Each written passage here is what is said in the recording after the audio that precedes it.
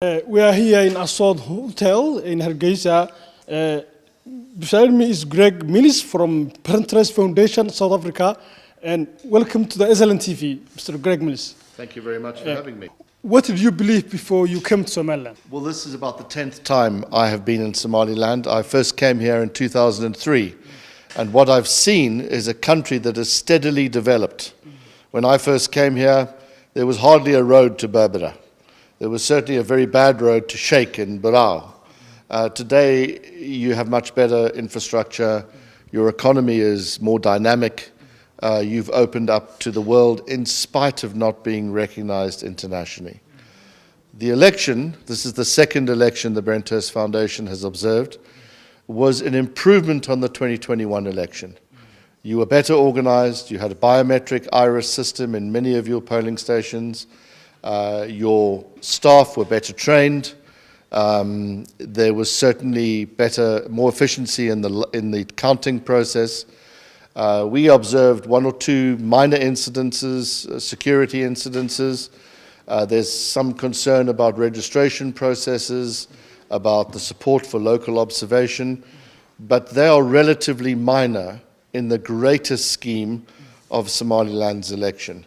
And for that reason, we have seen this election from our point of view. We observed nearly 1/4 of the 2,600 polling stations, so a considerable number across quite a big geography of Somaliland. We see the process as free, fair, and credible. Thank you. How would you describe the elections in Somaliland as an international observer, comparing to other countries you have witnessed their elections? Well, I think Somaliland is right up there with the best elections in Africa. In spite of the fact that you are relatively poor, your per capita income is less than half of the sub-Saharan African average, for example. In spite of the fact that your economy is quite small, you have dedicated huge resources comparatively to running your elections. Your electronic biometric system, your organization around the elections, the number of polling stations, the drive for registration, these are issues that many African countries have not got right, and certainly not nearly as good as in the case in Somaliland. You know, there's a saying in sport, practice makes perfect. Somaliland's, this is its 9th election or poll, and it shows. You've improved, at least from our perspective, your systems, and that shows in terms of the election process. Every election can be improved. Of course, that goes without saying.